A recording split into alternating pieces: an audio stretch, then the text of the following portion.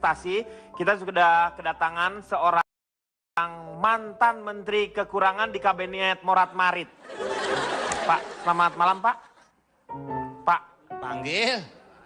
Panggil Ono. Selamat malam Pak. Pak. Selamat malam Pak. Pak, mohon maaf saya bisa tuker nggak? Nggak bisa. Nggak tuker acara Pak, kalau bisa pindah ke acara yang lain aja nih. Udah, ini kita dapat buangan, ini udah. Terima aja. Ya, selamat malam Pak. Ya. Selamat malam. Selamat malam. Malam. Malam. Nih Pak mesti Ya. begini. Pak. Oh selamat malam. Ya, malam. Oh, ngerti ternyata ya. Ya. Malam hari ini kita akan membahas mengenai investasi. Kalau misalnya kemarin kita kedatangan yang namanya King Salman dari Saudi Arabia yang membawa investasi. Kalau ini ada seorang yang membawa investasi orang, yaitu Kang Salman Nuryanto namanya. Yaitu dia adalah pendiri dari, kalau tidak salah namanya investasi bodongnya itu Pandawa ya, kalau tidak salah. Kita lihat beritanya, ini dia. Kalau bahasa Indonesianya Pak. Kok Ya, malam hari ini kebetulan kita sudah kedatangan. Panelis kita ini adalah Anissa Bahar. Kebetulan beliau ini adalah, mungkin beliau ini baru saja mendapatkan ini ya, Gelang. Museum Rekor Indonesia ya. Apa rekor apa Kang? Rekor tertipu investasi bodong berkali-kali. Iya, Ya, bener. Sebentar lagi saya mau dapat muri kayaknya. sudah berapa kali Anissa tertipu dengan masalah investasi bodong ini? Sering sih. Sering? Sering. Berarti kamu uangnya udah banyak disumbangkan aja ke... Enggak, niatnya kan usaha, Iya. pengen usaha gitu. Pengen cari penghasilan lebih daripada kita jadi artis, di entertain gitu. Kalau dihitung kerugiannya udah berapa? Enggak ngitung, kalau dihitung soalnya sakit hati. Oh, tapi apa yang membuat kok cepat tertarik? Iya banyak hal sih. Aku pikir kan ini real usaha gitu.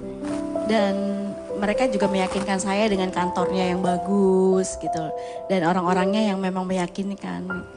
Penasaran ini dijanjikan keuntungannya berapa sih Bu? Waktu itu gini, macam-macam sih ya. Cuma yang terakhir itu misalnya kita taruh uang 10 juta.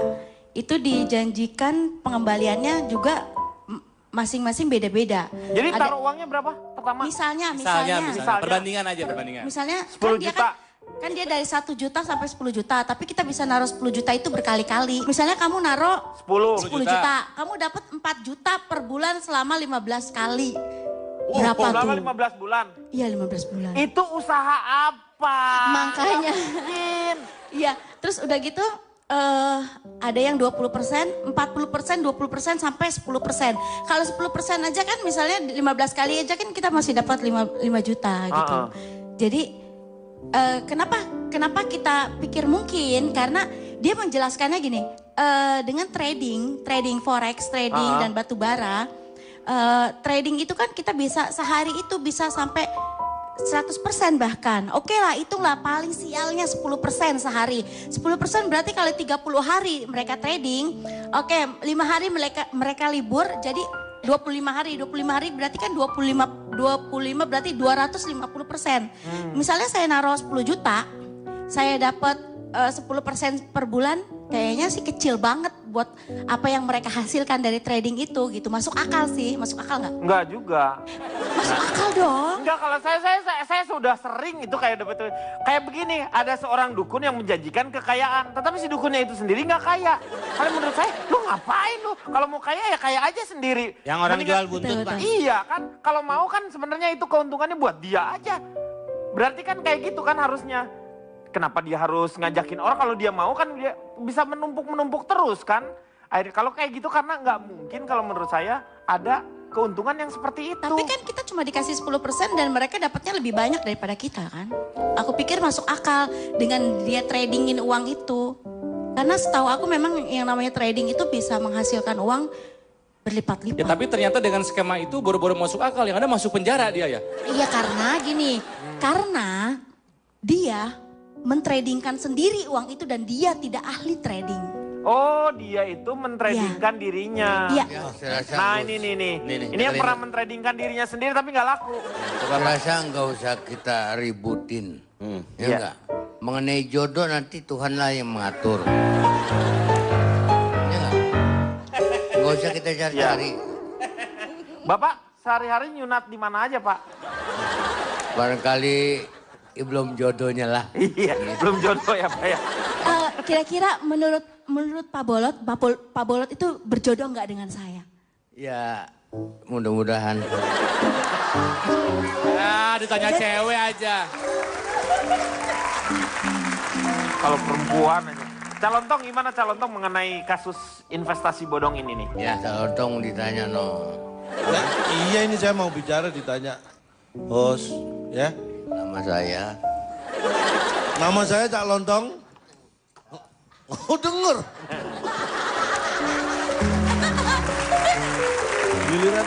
Ini saya dari Ketua Surveyor Bar Badan Bongsor dan Long. Disingkat? Kasur Bolong. Oh, iya. Baik, saya lanjutkan.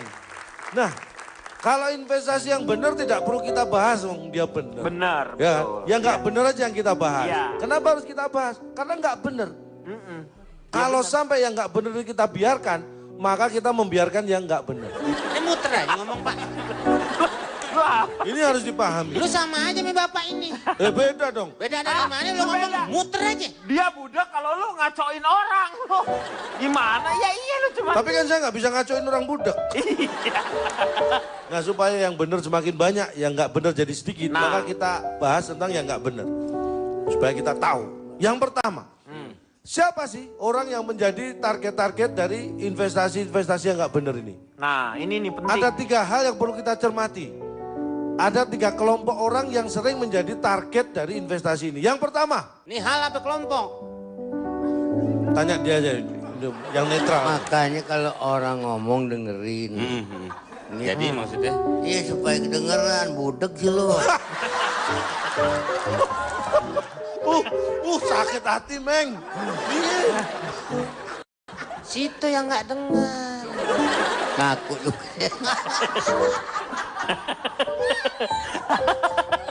Lanjut. 3 kelompok. Satu Kelompok. adalah kelompok orang yang punya duit. Uang. Jadi orang yang punya uang atau punya modal. Ini kayak orang mesen kopi satu-satu aja.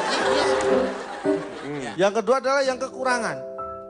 Yang jadi kelompok kedua adalah kelompok yang kekurangan. Yaitu kekurangan ketelitian dan kekurangan mungkin wawasan atau pengetahuan tentang investasi. Nah. Ini jadi target. Yang ketiga adalah orang yang punya kelebihan dan kekurangan. Jadi kelebihannya adalah penghasilan, kekurangannya adalah kegiatan. Pengetahuan. Hah? Bukan pengetahuan, kegiatan. Jadi seperti Mbak Anissa ini, secara penghasilan dari entertain sudah masuk. Iya. Tapi dia merasa ini bukan, ini saya cari sampingan di uang yang susah. Saya dapat dia harus bisa menghasilkan lagi tanpa dia bekerja. Nah, sejarah investasi bodong tahun 1912 itu di Inggris ada seorang bernama Sir Thomas Henson. Itu waktu itu beliau umurnya 35 tahun. Iya, terus Berarti kenapa? tahun berapa dia lahir? Iya, hubungannya sama investasi itu apa? Nah kita harus tahu dulu dia lahirnya kapan, baru tahu ada hubungannya Jangan atau ngomong tidak. di sini. Lo lu dong yang nerangin. Kamu yang nerangin Sir Thomas itu siapa? Orang Inggris Pak. Iya, nggak tahu nggak ngerti gua. Sir Thomas, nggak ada Sir Thomas sekarang. Nah, Langsung loh. Tapi dia kalau joget denger ya. Dengar dong. Oh, kalau joget langsung sembuh. Langsung. Tepuk tangan dulu dong untuk Jui dan Anissa Bahar. Ini kita balik lagi ya. Mengenai investasi. Kalau Jui sendiri kan sekarang mumpung lagi masih muda nih. Bisa nggak belajar dari pengalaman ibu nih? Wah, justru Mama. justru aku kayaknya paling wanti-wanti nih sama mama. Oh Kita iya? sering berantem. Berantem ya. Jadi paling dulu kan, sering ngasih pendapat justru kamu. yes benar banget. Karena seiring berjalannya waktu, aku sering ngikutin mama kemanapun mama dan dengan bisnisnya itu semua. Jadi aku sering mempertanyakan mama, ini tuh uangnya muternya gimana? Gak mungkin dapat tiba-tiba kayak gini gitu. Ya. Tapi mama udah percaya sama ini, udah. Mama tuh yakin itu bakal bisa gini. Iya, betul. Ya udahlah, susah Awalnya juga ya, orang tua dinasihatin nggak akan bisa gitu loh. Setelah kejadian, bicaranya sama kamu gimana? Nggak ada, dia langsung ya udah deh, gini lagi, ya udah gitu aja dia mah. Akhirnya kita bulak-balik ke Polda 3 tahun lamanya. Bolak-balik ke Polda. Selama 3 tahun baru Sampai ada mau dikasih hasil. pangkat katanya jadi mayor saking seringnya pulang pergi. Pak, itu lewat mana ya ke Polda sampai 3 tahun? Kan bisa cari Meng. jalan yang nggak Meng. macet, ya Pak? Nih ke Polda nggak 3 tahun. Selama bukannya dari Selama rumah 3 tahun. mau ke Polda jadi 3 tahun. Lo ngapain juga? Emangnya dia siput? Ada yang selesai nggak kasusnya, Bu? Apaan ya? Ada? Ada. Balik duitnya? Belum. Belum? Loh, maksudnya belum selesai dong kalau begitu. Enggak, udah gini, selesai jadi kasusnya, udah ditangkap, udah dipenjara. Tapi sekarang saya lagi urus lagi untuk perdatanya lagi. Tapi kayaknya Penjara uangnya kan udah tidak- habis deh. Maksudnya penjara juga tidak menjadikan uang jadi kembali kan? Iya betul sekali, tapi paling tidak kan memberikan efek jera Efek jera untuk pelaku. Efek pelaku. jerah buat dirimu nggak? Eh, Tuh. Enggak ya? Kayaknya enggak ya, Juy? Kayaknya enggak deh, kayaknya ih, enggak. udah taubat tahu, udah Masa, taubat. Iya, masa. insya Allah. Gitu. Coba sekarang Ronald gimana? Ya, selamat malam semuanya. Malam. Dari tadi ngomongin investasi ke sana ke sini nggak bener, Calontong ini bagaimana? Lo bener dia. Nggak bener ya, tadi kan bolak-balik nggak jelas. Ada apa dengan Anda? Saya ini kalau soal begini Kamu, saya bukan ahlinya. Anda. Saya ini dekan. Dekan dia ini. Dekan. Masa? Dari sekolah investasi andalan ternama anti kasus investasi. Oh, disingkat Apa apa, itu? tuh? Sekian dan terima kasih. Oh. Pulang. Udah selesai. Belum. Bukan Singkatan sambutan. saya itu. Bukan sambutan. Jadi mengenai investasi bodong, kemarin saya sempat bertemu dengan kolega-kolega saya kan. Ada pertemuan orang-orang ahli finansial di Prancis.